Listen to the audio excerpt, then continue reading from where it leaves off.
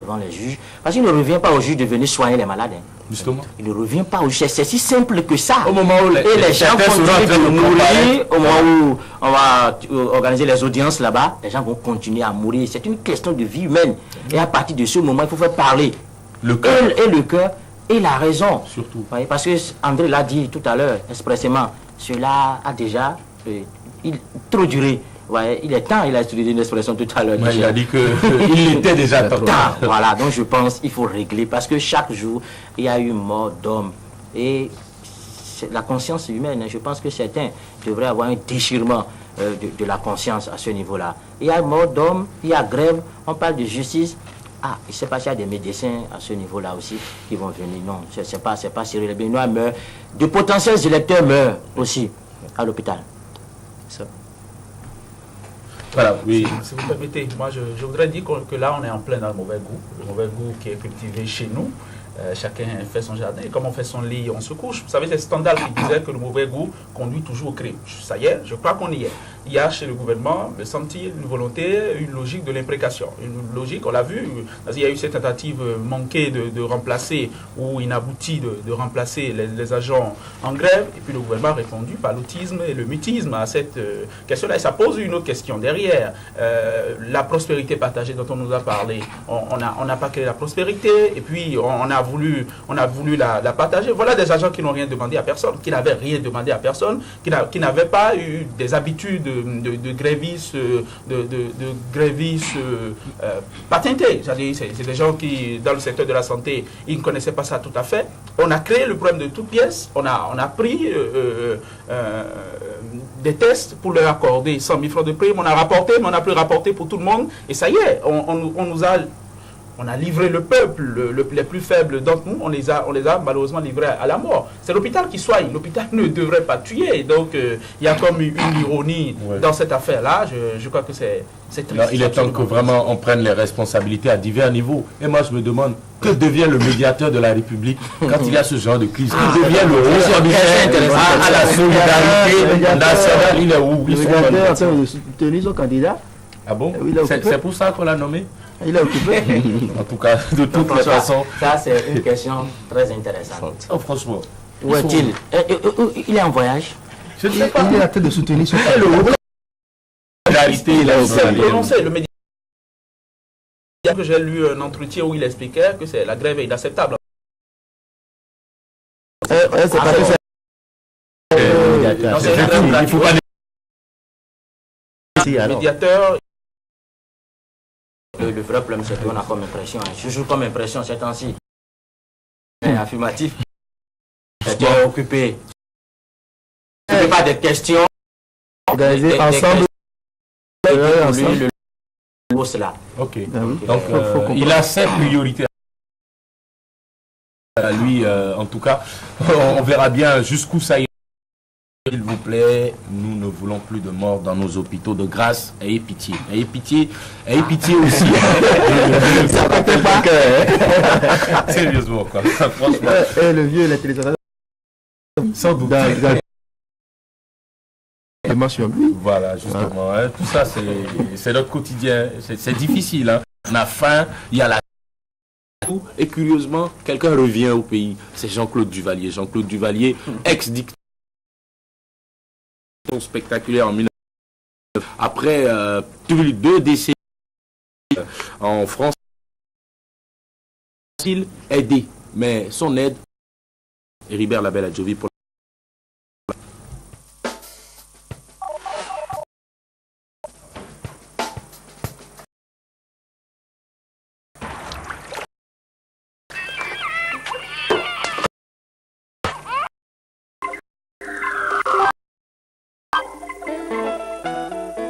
Vous ne voulez pas perdre vos contacts?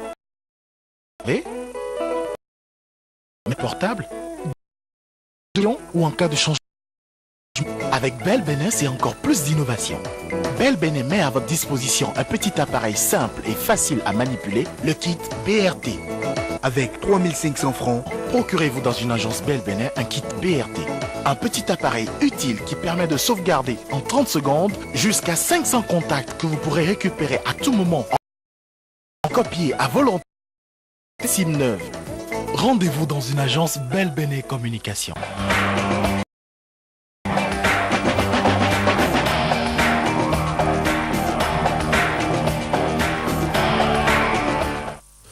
Voilà, donc la chronique internationale qui nous amène dans un pays que nous portons tous dans notre cœur, puisqu'historiquement, il y a quand même un petit lien entre le Bénin et cette république. Il s'agit de la République d'Haïti, déchirée actuellement par une véritable misère pour les populations et des difficultés politico-économiques. Et c'est dans cette atmosphère vraiment délétère que Jean-Claude Duvalier effectue un retour qui n'est pas accepté par tous. C'est un retour peut-être indésirable. Héribert Labelle. François Messan, bonjour. Chers téléspectateurs, bonjour. Je suis venu aider.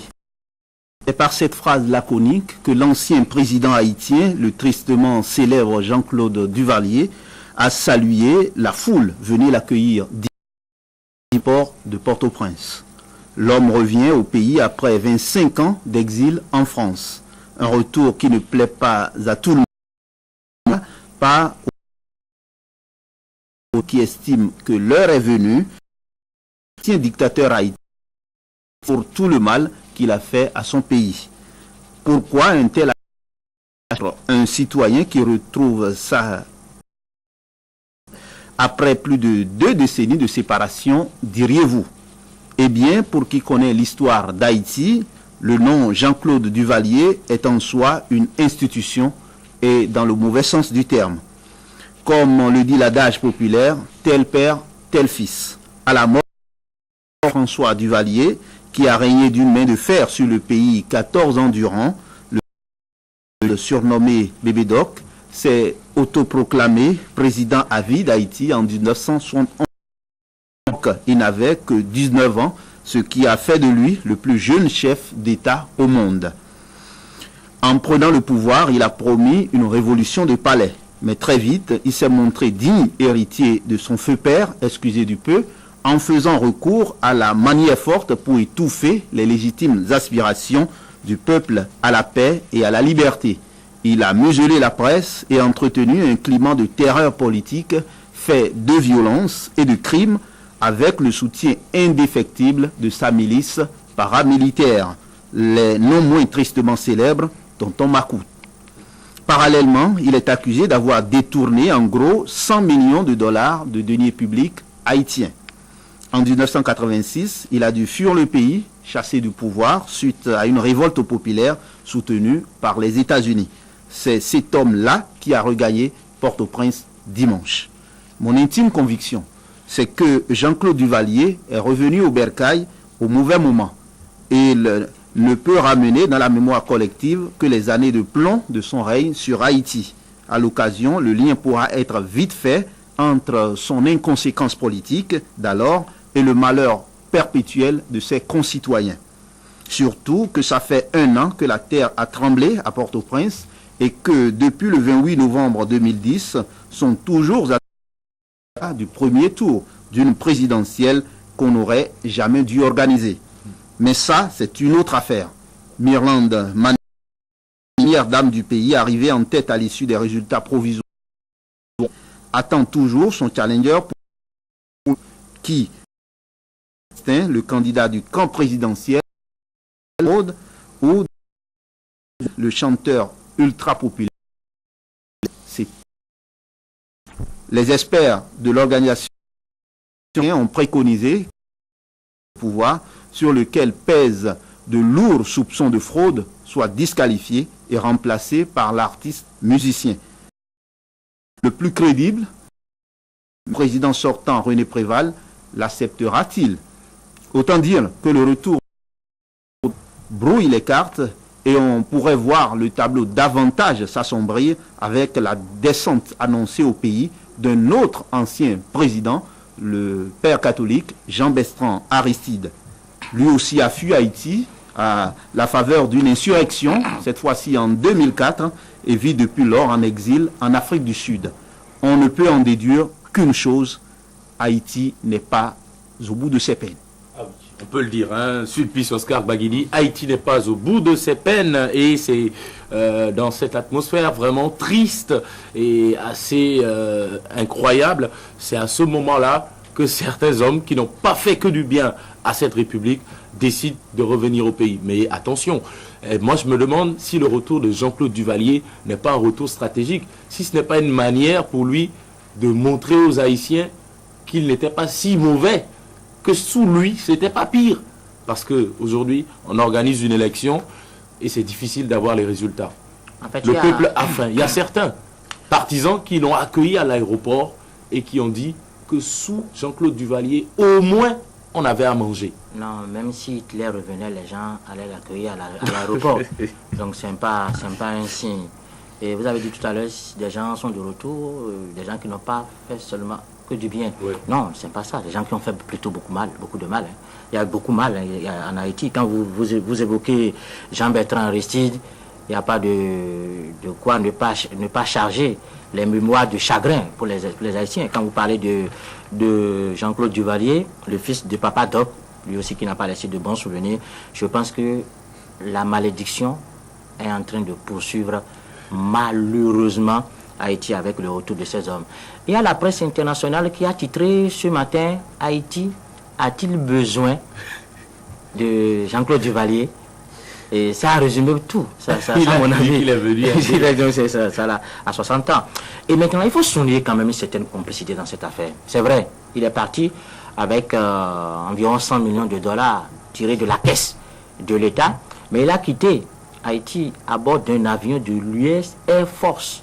L'US Air Force. On n'a jamais expliqué pourquoi ça s'est passé comme ça. Parce que c'est suite à un soulèvement populaire qui a provoqué des centaines de morts en Haïti. On ne va jamais oublier ça. Ensuite, les familles ont demandé qu'il soit jugé. Les familles des victimes ont demandé qu'il soit jugé. Il n'a jamais été jugé. Il n'a jamais été livré à la justice. On se pose encore la question de savoir pourquoi cette attitude. Et maintenant, il revient au pays avec, disons, la prétention d'aider le peuple. Je pense que là, il y a une comédie de mauvais goût qui se joue en Haïti. Willer Abessi, effectivement, quel genre d'aide Jean-Claude Duvalier peut apporter à Haïti aujourd'hui? Quand on parle d'Haïti, il y a trois petites choses qui me viennent à l'esprit. C'est le pays sarcophage, aboricole mais grelot, c'est le cœur des ténèbres, Haïti, et puis c'est la tragédie du roi Christophe, en gros.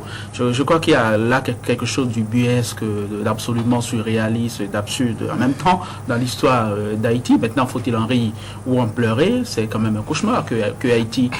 Il y a des malédictions à tous les coins de rue en Haïti. Ça a fini par un tremblement de terre, mais avant ça, et le choléra, mais avant ça, c'était des régimes absolument dantesques qui dépouillaient le peuple, tuaient. On parle de bébés d'orques, mais en 86, c'est des milliers de gens qui sont morts. Et la police... Les miliciens de Bébé Doc, les fameux Papa Makout, ça a tué énormément. Nous avions eu, puisque nous l'avions lu aussi, et ça a été reproduit au cinéma. C'était un régime absolument surréaliste, quoi. On n'a pas idée aujourd'hui de ce que des régimes comme ça aient pu exister, aient pu plastronner